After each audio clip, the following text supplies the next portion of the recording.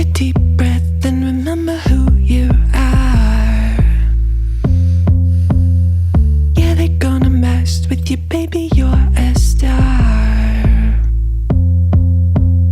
Stepping in the spotlight, you know that it feels right. Time to put up a fight, honey. Got nothing left to lose, so let's start right now. Everybody want a piece of you. Gotta give them what they want, it's true.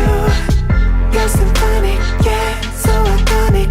If you didn't know before, now you know. Now you know. Take a big step away from who you were. Flashing that smile and the whole world's a blur. Dancing in the limelight, oh you're on in the night. Looking fresh, looking tight, honey. Yeah, you got 'em hanging on your every word right now. Everybody want a piece of you. Gotta give 'em what they want, it's true. You're symphonic, yeah, so iconic. If you didn't know before, oh, everybody gonna know your name. Flying high on your way to fame. Supersonic, yeah, so iconic. And if you didn't know before, now you know. Now you know. Positively Powerful on a Wednesday in the morning with my dear friend Stacey Steinmiller. What up, Stace? Good morning. How you do? I'm doing great. I'm doing great too. It's a wonderful day in the Rock. It's a dreary, screwy, snowy day, but it's beautiful. Yes. It's beautiful nonetheless because, you know, right above that crap, there's a sun shining. There is. Yes, it is there. Even It's if there. you can't see it. You can't see it. That's absolutely right. So, and it's kind of interesting. The sun is very powerful. This is called Positively Powerful. And I wanted to talk about power. I wanted to talk about power, what people in your profession often refer to as giving your power over to something else. Yes. And why that is not a great thing to do. Yes. And I think that's something that we all wrestle with. So give me an example of what that would be. There's all kinds. Yes. Just to simplify it for. I know. I have too many examples of it, really, to be honest. I would simplify it by saying it's when you're wanting a change or expecting something that's coming from outside yourself.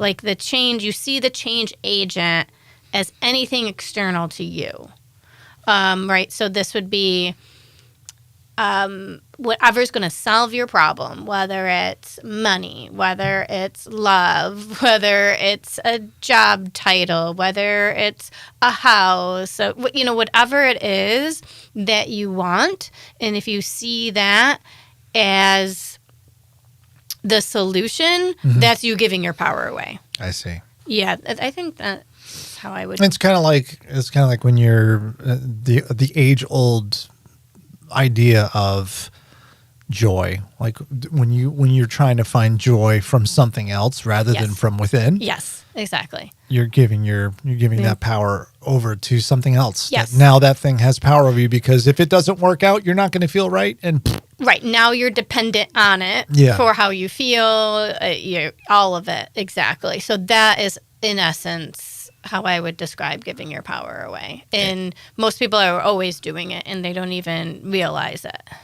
Yeah, I mean, something as simple as the weather. You know, it's crappy out. Oh, I can't stand it. It's this winter. I'm just done with this winter. If it was sunny, I'd be happy. Yeah, exactly. If it were sunny, I'd be happy. If it was warm, I'd be happy. Well, really? Do you know? Is that what happiness is? I've gone through many a summer where it was beautiful out and I felt miserable. Right. Yeah. Yeah. There's been plenty of times that the sun is shining and I am laying on my couch and I'm like, I don't feel good. Yeah, exactly. And not because of a sickness, Right. it's, totally emotional or mental. Right. Sad. Yeah, so like that idea, and we all do it. I know I do it all the time. I give power over to the business all the time, whether or not we've got enough business coming in, whether or not somebody's going to book who's threatening to book, am I going to get this client? No, and it doesn't work out, and then I'm all down and blah, blah, blah. But we've been working on that. We've been working on that. Yeah, it's gotten better. And everybody should try. I guess the first step, like everything, is that awareness to make sure that you know that you recognize that that's what you're doing. Right, exactly. That's what I say. Most people just like, oh, life's a roller coaster. It's up and down, and yes, there are many different emotions. You're going to feel all of it, but when you feel really powerless over everything of that roller coaster, then you're not dictating your life. Like your attachments to everything outside of yourself are. So, yeah. And the other piece to that puzzle is most people aren't connected to their inner power. They've never felt that before. And that was a very new concept for me when I started doing this work. And it took a long time to not just understand it intellectually, but to feel it and embody it and experience it. And that's, I think, the whole other piece of the equation is recognizing that your state of being, how you identify to be, is where that power lies. And that's different than most people also have a difficult relationship with the word power. And they think of power as bad, like war or something like that, or like an abusive relationship, and those sorts of situations in which they see power as like a negative authority figure, a parent, a toxic boss, or whatever. And so then and that's not healthy either, because then now you're missing out on it because you had a bad experience with that word. The inner power is a key concept because I think most people don't realize how powerful they are. We are the center of all the power that we can imagine. Yeah. I know that sounds kind of kooky and stuff, but Not to me. not to you. No, I know, because you're in the know. You're in the cool kids club. Really? I've never been. I can tell. And neither have I, which you can tell. That's why we're hanging out. Yeah. It's that thing that we've always talked about, like, we just as human beings, and you want to get into the whole metaphysical part of it, where we are energy comes from the universe, we're all connected via the energy and vibration and all that really cool stuff that you can, there's a rabbit hole that goes down for miles that you can dig into that. And I know you've recommended a bunch of those books. Oh yeah, that you've talked about, yeah, like Joe Dispenza. I think is big. Probably an easy go-to source. Yeah, for that. And he talks about how it seems kind of simple, but really what you have to do are these meditations, these repetitions every day. But not only just repeating it, but you have to feel that power. But once you start recognizing it. Yeah.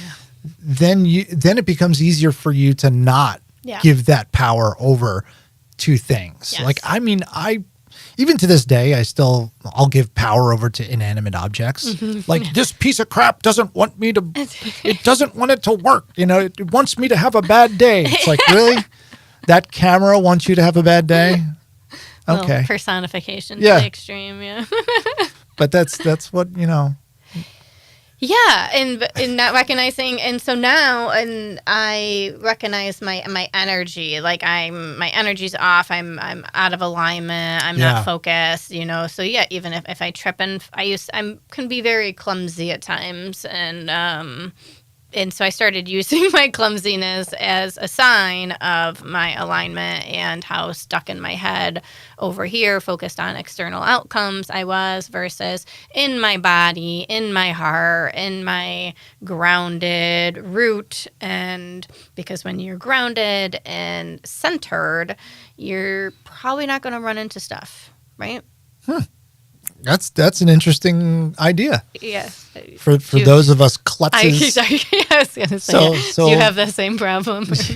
I can have two left feet from time to time. But that's interesting, and I didn't really think of it that way. But if you're there are some days that I will admit that I'm just like kind of like going through the day, and it's like boop boop, everything's working. Look at that, boom! You know, throwing garbage away from 5 feet away, and it goes right in.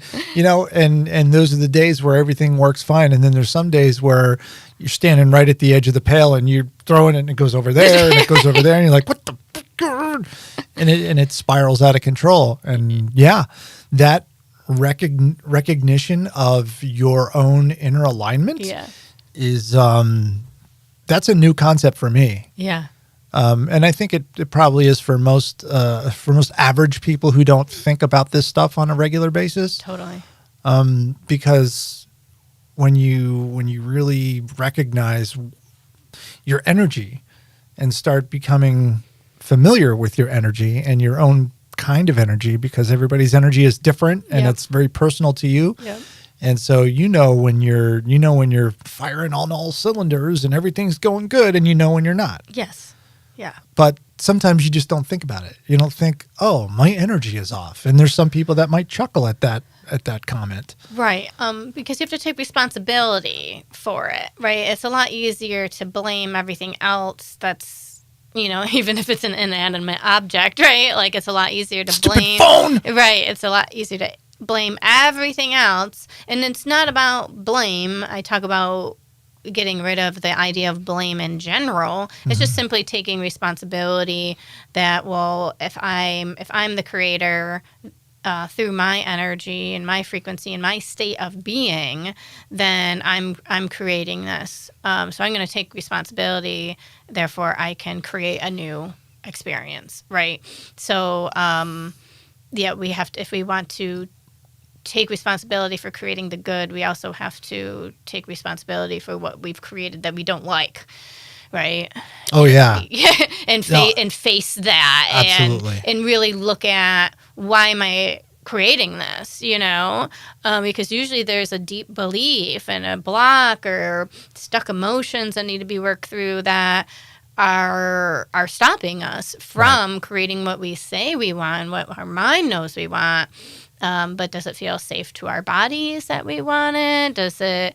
Do we feel there might be some cost or loss associated with actually getting what we want? And so this is where I talk about self-sabotage and getting in our own way and all of that. And because that's where the work ends up being once we take responsibility for our reality.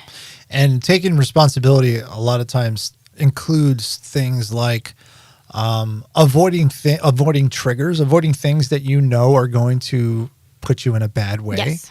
Like, I did not watch the State of the Union last night because I knew that I was just going to get all pissed off and I didn't want to deal with it. And that's kind of like, you can make the whole, you can argue the pros and cons about having your head in the sand when it comes to the news and stuff like that. But I think there's certain ways that I like to consume that information. And, there are certain ways I don't, because they're triggers to me and they're going to make me angry, or they're going to make me upset, or they're going to, I'm going to start feeling like all is lost and there's no hope. And you don't want to go down that rabbit hole, so I tend to avoid those. There's people who I no longer consort with because they've just turned out to be always toxic. Even if, they apologize and they come around and they're cool for a couple of weeks, and then once again their toxicity comes out, and you're like, Karen, I knew I shouldn't, and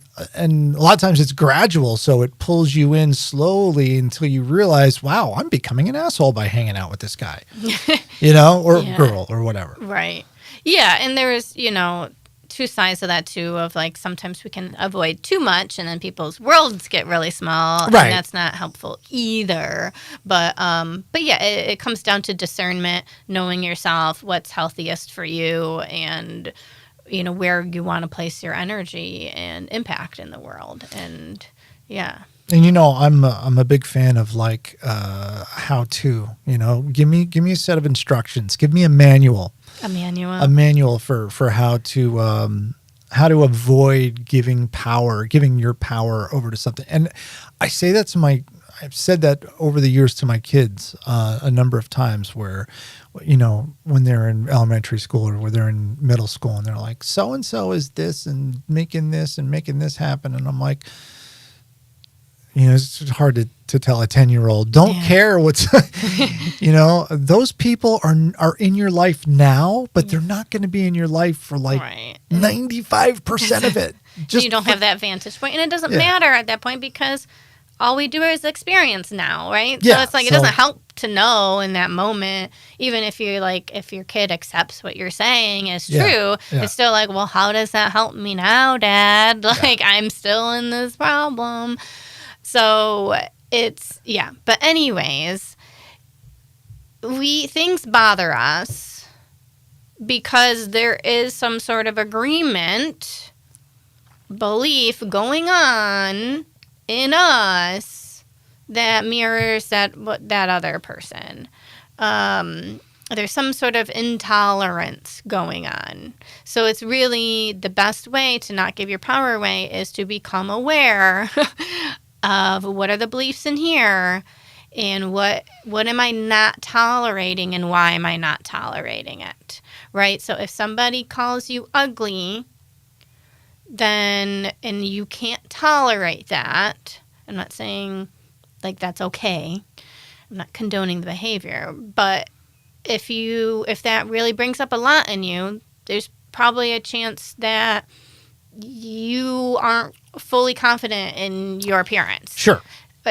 Or you feel that you might lose something as a result of your appearance, right? Like, oh, somebody's not going to like me now, or I'm not going to land that job that I wanted, or right? And so there's all this insecurity. So what's happening is you're reacting to the insecurity that got triggered by that other person, and then you're projecting that anger onto them. You jerk, they called me ugly and how dare they, blah, blah, blah. And then what we do is then we focus all that energy on the other person. And that's giving her power. Like, right? So it's like if you bottled up all your energy and you're throwing it at this person that doesn't matter and is not going to do anything to help your life at all. And right? what's the thing that people say? Like, now that person is living rent-free in your mind. Yeah, right. Yeah.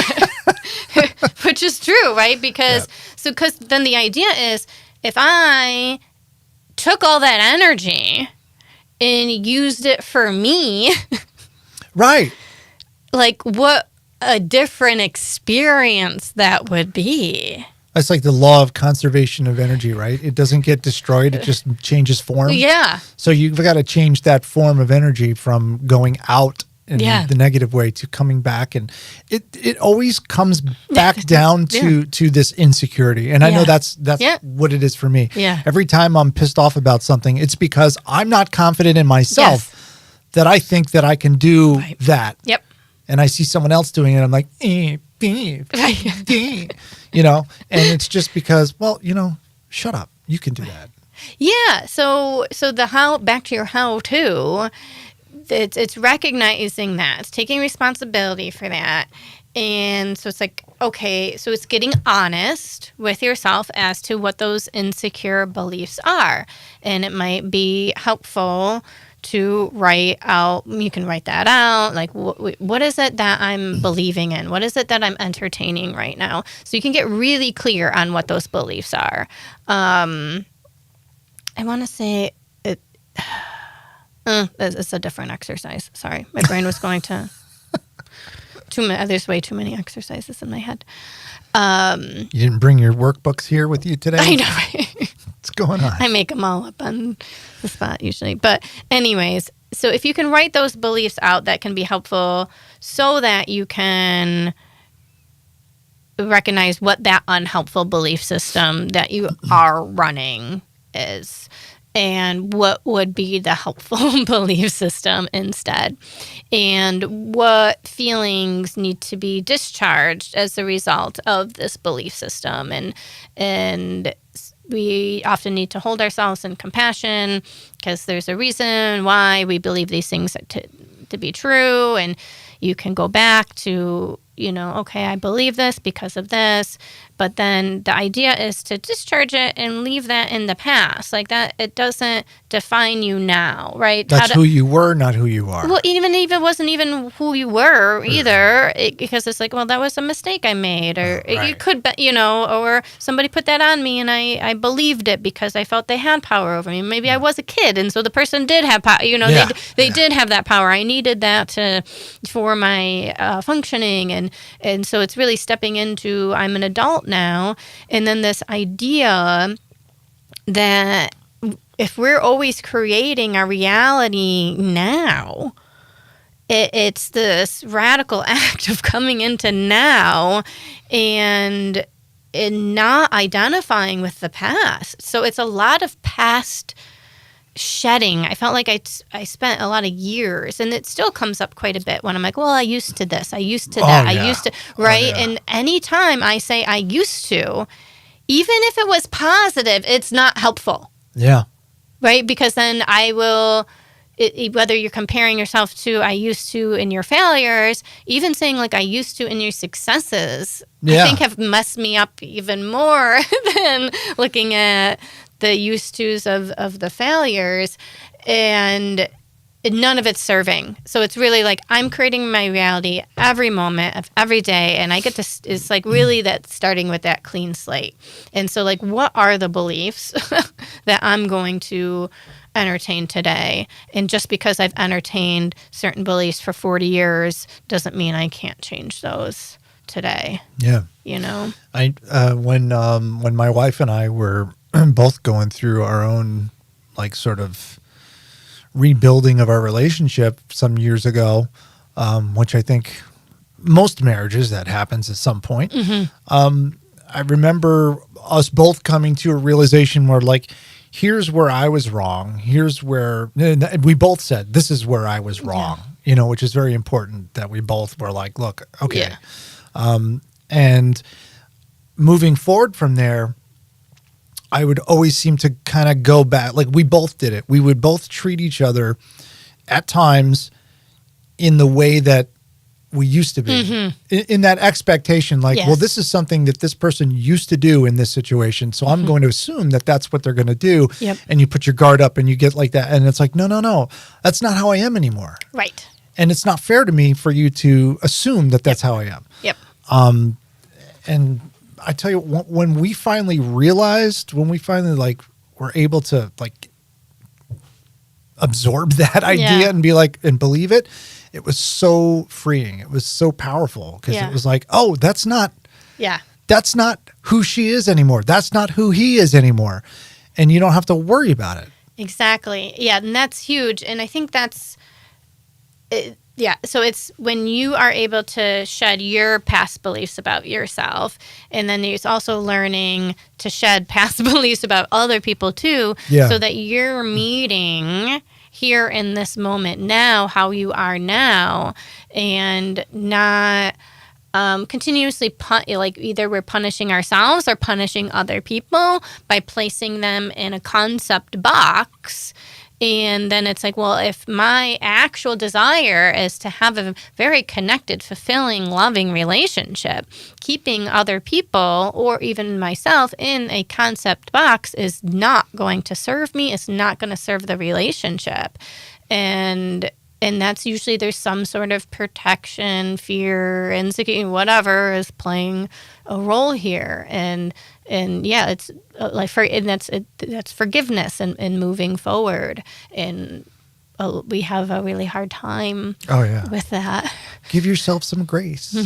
That's been, I feel like that's been a theme for the last couple of weeks. The universe is telling me that because I'm hearing people in so many different areas say that. I've heard give yourself some grace. I've probably heard spoken in this room probably 10 times in the last like week. That's a lot. And it's kind of funny being, doing what I do here. A lot of times I feel like all of these podcasts come together and people have their conversations and they're all for me. Yeah. Hey, look at what you manifested. It's like all of these people are telling me these things and I learn from them, which is really cool. Yeah. But sometimes I'm busy doing my thing and I don't realize I'm not listening. And I'm like, wait a second. All right. Finally, it's going, hey, it's shouting it in my ear. And then I'm like, okay. Oh, give yourself some credit. Oh, you meant that for me. Oh, okay. Yeah, I'll do that. I hear you. Oh, I could do that for me. So it's just, I felt it was important. We've talked around this a lot, and haven't really spoken specifically about giving your power away to different things. And I think that's good to dive deeper into, because otherwise it's kind of confusing to just hear, oh, you're giving your power away. Well, what does that mean? I don't understand, without that concept or being in the world. And there's a lot of what does that mean in this stuff that we talk about. Yeah, because it's a new, I mean, for me at least, I think for most people, it's a very new way of looking at the world, being in the world, existing. Mm-hmm. And it's not what you're used to being immersed in. Yeah. Growing up in, your coworkers, friends, everywhere. So it was all new to me, and I found it life-changing. So I agree. It's life-changing for me, too. RadicalLifeCoach.com for Stacey Steinmiller, RockVox.com for me. And, of course, we'll see you next week on Positively Powerful, because it's a pretty cool place to be. Okay. That was cheesy. I wanted to time the end of that song. So you did it. You're the conductor. Yeah. I'm the button pusher. All right. See you guys later.